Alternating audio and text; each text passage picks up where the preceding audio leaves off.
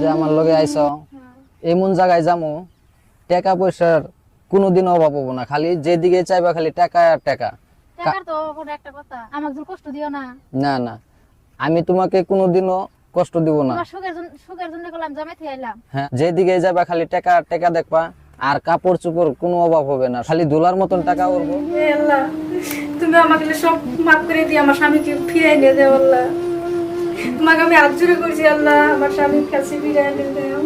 হে আল্লাহ, আমি আর কিছু চাই না, এসো না তুমি, আমি তোমার কাছে পা ধরে মাপ চাই, তুমি আমাকে নিয়ে। এখন পাবো না?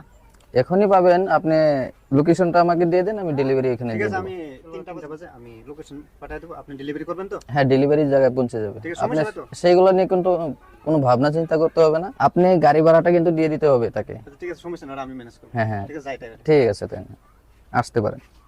আজকে তোমাকে ডেলিভারি যেতে হবে, তুমি রেডি হয়ে নাও। আমার তো যাওয়ার ইচ্ছা হয় না ডেলিভারি। 3টা বাজায় কিন্তু জায়গায় যে পৌঁছতে হবে। তুমি এক কাম করো, কাপড় চোপড় চেঞ্জ করে তুমি রেডি হয়ে নাও, আমি থাকতে তোমার কোনো চিন্তা নেই, তুমি পোট করে রেডি হয়ে নাও। সেইটা এই কাস্টমারটাকে যদি তুমি খুশি করতে পারো তাহলে দেখবে আমরা প্রচুর কামাই করতে পারবো। তুমি কিভাবে খুশি করতে হয় তুমি তাকে খুশি করবে, তার জন্য তোমার জন্য একটি বড় পুরস্কার আছে। তুমি এলে চিন্তা করো না, এত কাস্টমার আইলো, আমি একবারে এরকম খুশি করছি মানে। আর এটা এরকম খুশি করমু, সপ্তাহের মধ্যে 3 দিন হবো। ঠিক আছে, তাহলে তুমি যাও যাও, ওই তো ওইখানে বসে আছে, যাও। এই যে আপনি কি চান না তো কোনে লয়ে যাবেন, লয়ে যান, টাইম হয়ে গেল গা, বেকার এনে টাইম সময় করে তো লাভ হবো না।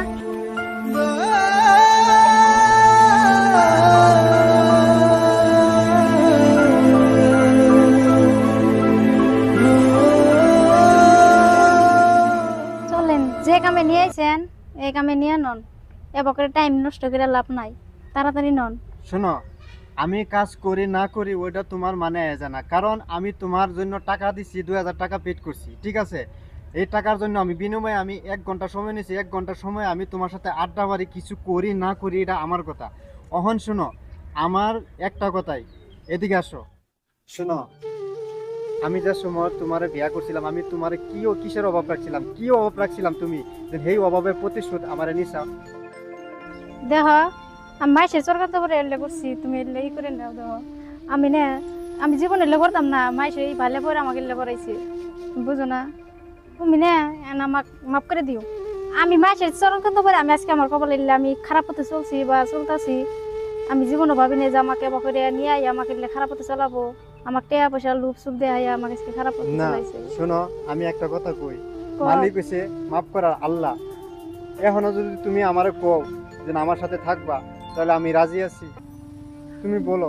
দেখো আমি তোমার জন্য কত পাগলামি করছি, কইরা তো আমি নামাজ পড়ছি, তারপরে আল্লাহ কাছে কান্দিছে আর কইছি যে আমাকে পাগলা আমার কাছে ফিরে দাও। আমি মাইসের সরকার তো করে আমাকে কপাল এলে করছে, আমি জীবনও ভাবি নেই যে আমাকে ভালোবাসে আমাকে টেয়ার লুক দেখাইয়া আমাকে আজকে খারাপ পথে চলাবো, আমি জীবনও ভাবি নেই। তুমি আজকে নাইলে কি ভাই, আমি জীবনও ভাবি নেই তুমি নাবা। তাই আইসাও যদি তুমি যে 2000 টাকা দিছাও, এই টাকার মধ্যে কাইডে দিমু, তুমি আজকে আমার ফ্রিতে থেকে যাও। শোনো, আমি টাকার গোলাম না, আমি টাকা 2000 টাকার কাঙ্গালি না। আমি তোমার দেখতে পাচ্ছি, আমার চোখের সামনে আজকে 2টা নয়নের সামনে তোমার দেখতে পাচ্ছি, এটা আমার টাকা। এই 2000 টাকার থেকে যদি আমার 10,000 টাকা খরচ হইতো তো আমার কিন্তু মানে যেত না, কারণ তোমার জন্য দেহ আমি কি করছি, তুমি আমার স্বপ্নে দেখা দিছো। আমি অ্যাড্রেস কোথায় পাইছি, তুমি আর একটা কথা কইছিলে অ্যাড্রেস কোথায় পাইছি, আমি অ্যাড্রেস দেহ, এই যে এগুলা দৃশ্য দেহ।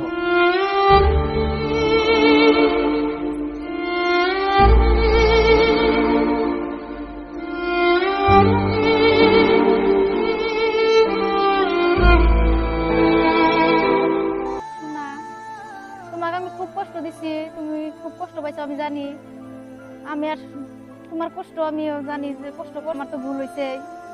তুমি মাফ না করলে কেউ মাফ করবো না, আল্লাহ মাফ করবো না। তুমি না মাফ করলে, তুমি আজার হইলে আমার স্বামী আছিলে, তো তুমি এক কাম করো, আমাকে জীবন করে নেও, দিলে আমাকে নেও, আমি অ্যাড্রেস দেই, তুমি আমাকে নিয়ে অর্পণ উদ্ধার করে নিয়ে, আমিও খুব কষ্টে আছি, আমার আর সহ্য হইতেছে না।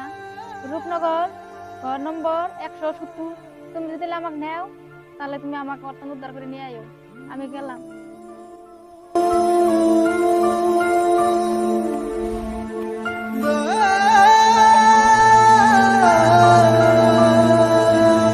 কোন স্বপ্ন দেখা দিছো তখনই আমি পাগলের বেশ সিরিয়া বিরিয়া যেন আমার তেন লাগছে আল্লাহ আমার রহমত করছে, আমি তোমার কাছে আমি ফিরত আইছি।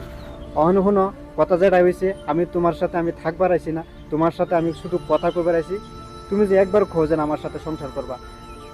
আমাকে যে নিয়ে যাবা বাড়ির মাসে মানে নিব, আর মুখ দেয়া মুখে বে।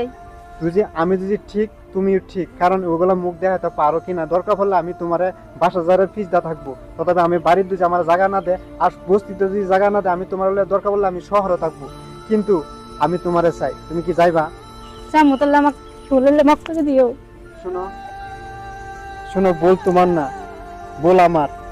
তুমি যে সময় আসিলা, ঘরে আসিলা একা একা থুয়া তোমারে, আমি অনেক দূরে যাইতাম গা, কিন্তু আমি ভাবছি না আমি অনেক দূরে গিয়ে কোনো খারাপ কাম করছি না, তোমার জন্য করছিলাম।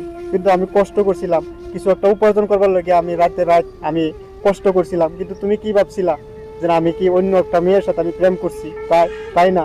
আজকে যদি অন্য একটা মেয়ের সাথে প্রেম করতাম, তাহলে আজকে তোমার জন্য অতানি পাগল হইতাম না, তোমার জন্য অতানি আমি করতাম না, কোনো সময় না, কখনো না। তুমি বলো, তুমি যদি রাজি তা হও, তাহলে আজকে থেকে আমি তোমার নিয়ে যাবো, ঘরে চলবো। হ্যাঁ আমি যাবো। যাবো তো? হ্যাঁ যাবো, কিন্তু সব মাইনাস তোমার করা লাগবো। ঠিক আছে, মালিক হচ্ছে আল্লাহ। তুমি আজকে থেকে আরেকটা কথা বলো, তুমি আজকে থেকে গিয়ে 5 ওয়াক্ত নামাজ পড়বা। আমি নামাজ পড়বো, রোজা মাসে রোজা করবো, আমি আর এলে খারাপ কামে চলবো না। তুমি আমাকে মাফ করে দিবা, যাক ভুল লাগে বেশি আর ভুল করবার চাইলে। ঠিক আছে, তাহলে চলো।